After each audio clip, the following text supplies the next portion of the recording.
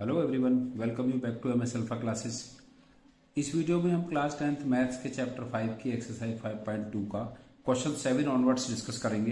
Question 7 है, find the 31st term of an AP whose 11th term is 38 and the 16th term is 73। हमें इस AP का 31st term find करना है जिसका कि 11th टर्म 38 है एंड 16th टर्म 73 है। तो हमें फाइंड करना है इसमें A31, हमें यहां से फाइंड करना है और गिवन है इसके अंदर A11 इक्वल्स टू गिवन है 11th टर्म 38 एंड A16 जो 16th टर्म है वो गिवन है इसका 73। जैसा कि जनरल टर्म के हेल्प से हम समझते हैं कि A11 जो होता है वो होता है A प्लस 10D, क्योंकि इसका जो जनरल टर्म है an equals to A plus n minus 1 into D और n है यहां पर 11, तो A plus 11 minus 1 into D, तो कितना होगा ये A प्लस 10D। तो A प्लस 10D की वैल्यू गिवन है A plus 10D equals to 38 और A16 होगा A plus 15D, 16 minus 1 15D equals to 73 और इन दोनों को हम इक्वेशन 1 और 2 कंसिडर कर लेते हैं।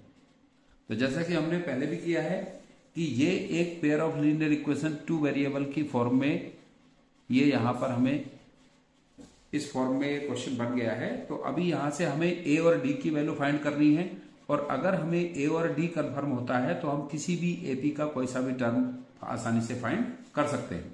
तो अब हम इनको सॉल्व करेंगे A और D फाइंड करने के लिए एलिमिनेशन मेथड से।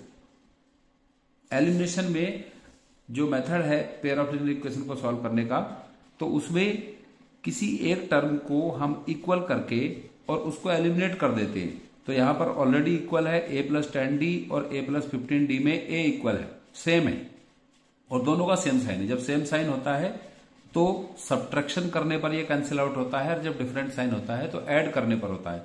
अब क्योंकि यहां पर सेम साइन है तो हम इक्वेशन 1 में से इक्वेशन 2 को सब्ट्रैक्ट कर देंगे और A इसका कैंसिल आउट हो जाएगा और 10D माइनस 15D आएगा यहां पर माइनस 5D इक्वल्स टू 38 में से 73 को माइनस करेंगे तो 13 माइनस 8 5 और 6 रहेगा यहां पर 6 माइनस 3 3, तो ये होगा माइनस 35।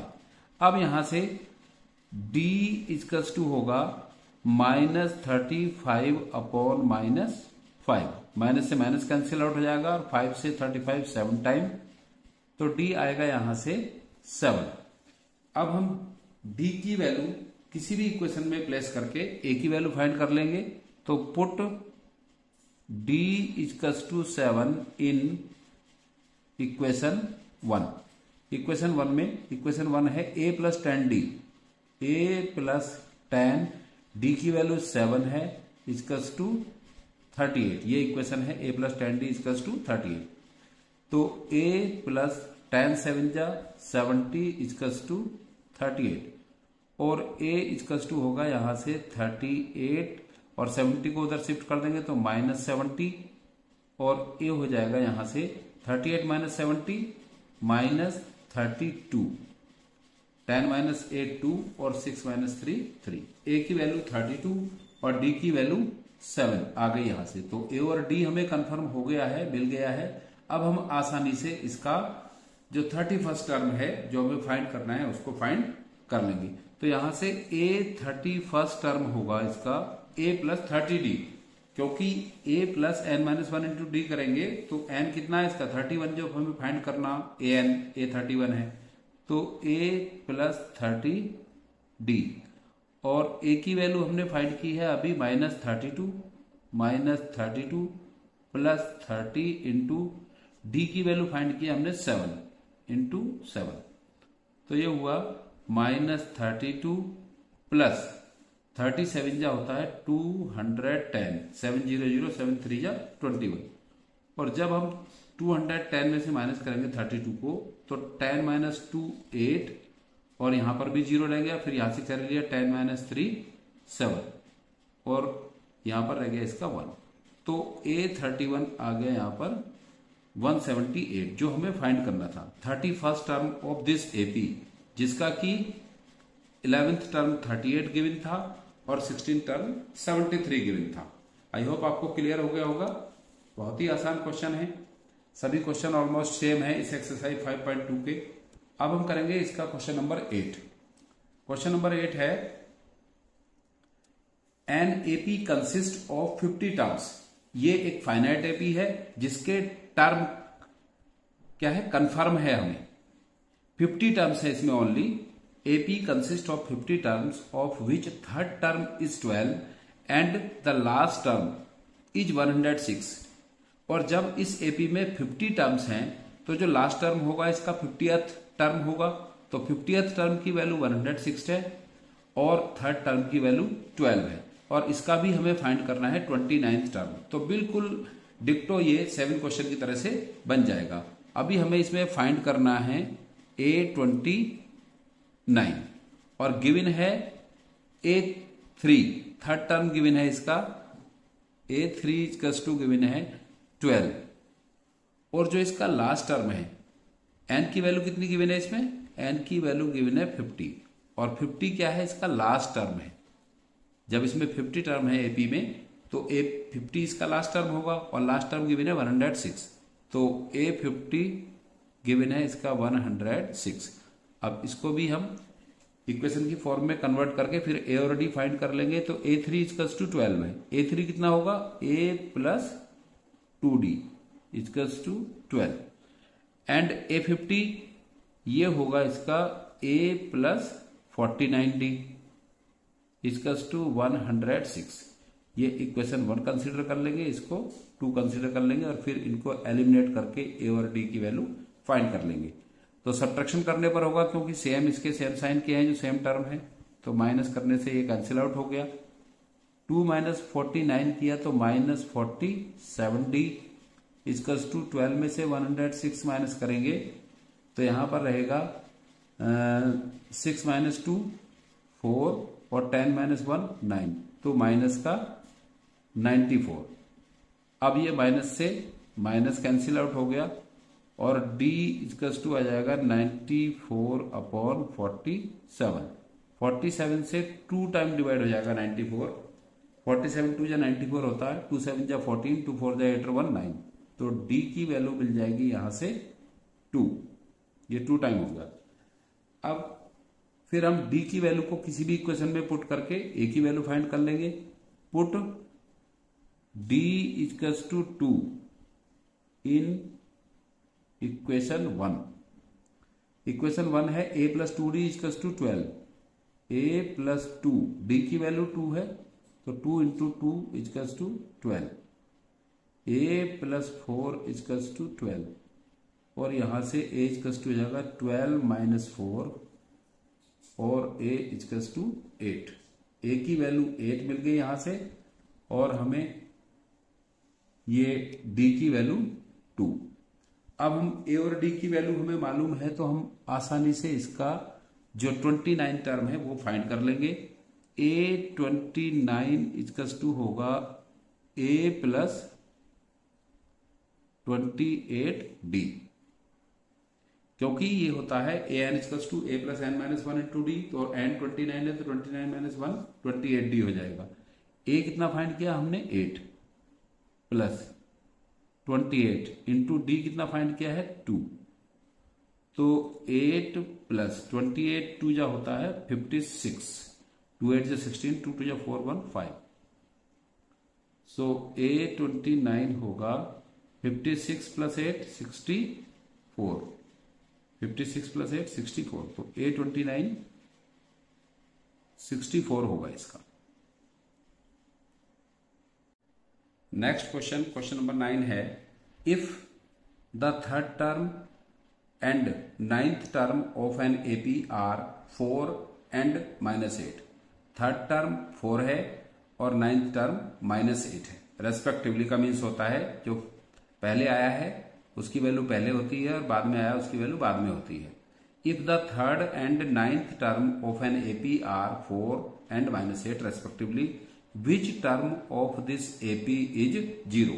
अब हमें इसमें यह फाइंड करना है कि इसका कौन सा टर्म 0 होगा। अगर इसका थर्ड टर्म 4 है और नाइन्थ टर्म इसका -8 है, तो इसका 0 कौन सा टर्म होगा, इसमें हमें फाइंड करना है। मतलब हमें इसमें n की वैल्यू फाइंड करनी है। जो इस एपी का टर्म 0 होगा उसके लिए n की वैल्यू क्या होगी, यानी कौन सा टर्म इसका 0 होगा।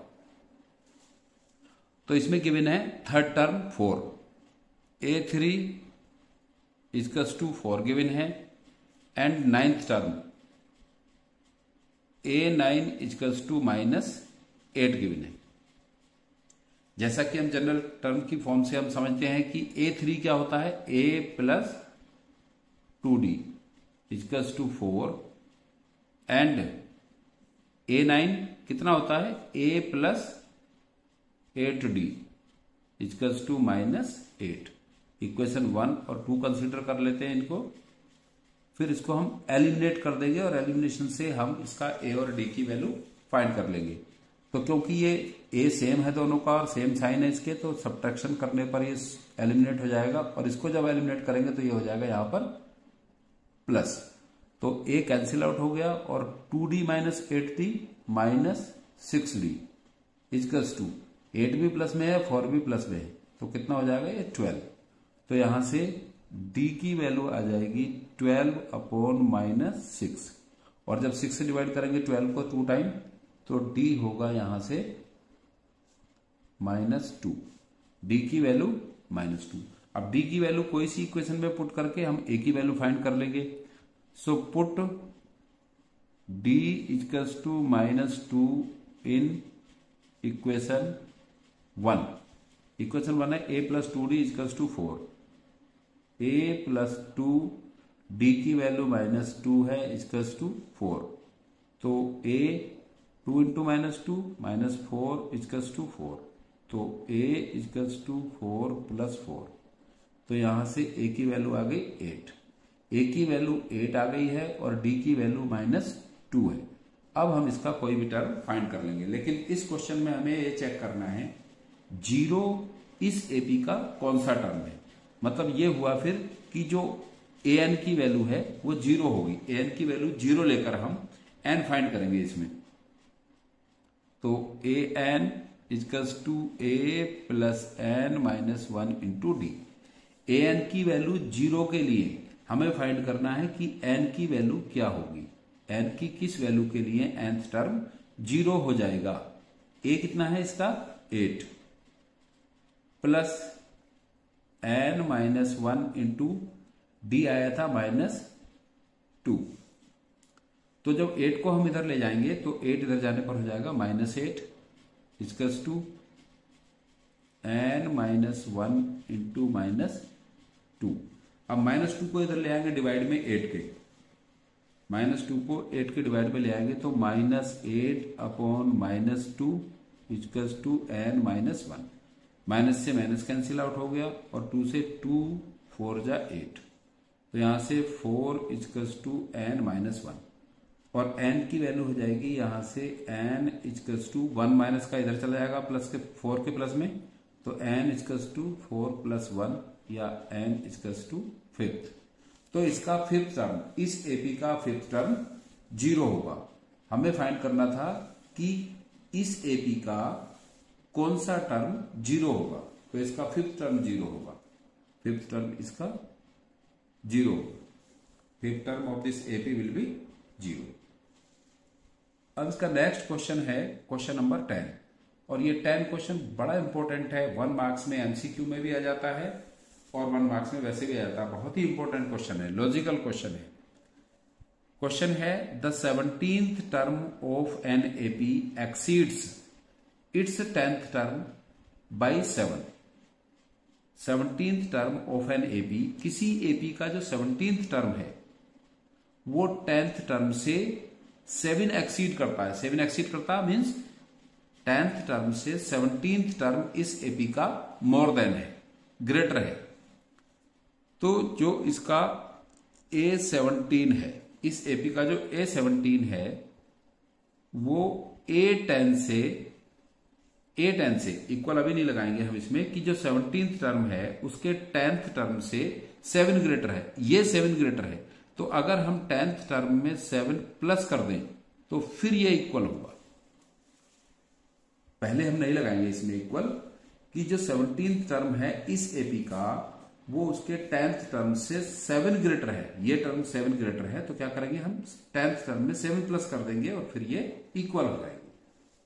अब हम इसको सिंप्लीफाई करेंगे तो A17 कितना होता है, A plus 16D equals to A10 होता है A प्लस 9D और प्लस 7। अब हम जो लाइक टर्म जो है उनको एक साइड में ले आएंगे, A प्लस 16D और A को इधर लाएंगे तो माइनस A हो जाएगा, और फिर 9D को इधर लाएंगे तो 9D भी माइनस में हो जाएगा और इधर बच जाएगा ओनली 7। तो A प्लस में है और ये A माइनस में है, दोनों सेम है, कैंसिल आउट हो गए। यहां बच गया 16D minus 9D equals to 7। अब ये भी लाइक टर्म है, 16D माइनस 9D कितना रहेगा, 7D इक्वल्स टू 7। तो D होगा यहां से D इक्वल्स टू 7/7 और D की वैल्यू आ जाएगी 1। D की वैल्यू यहां से 1 आ जाएगी। तो D की किस वैल्यू के लिए AP का 17th टर्म 10th टर्म से 7 ग्रेटर है, तो D की 1 वैल्यू के लिए ये इससे ग्रेटर है। बहुत ही अच्छा क्वेश्चन है, आसान क्वेश्चन है। Thanks for watching this video.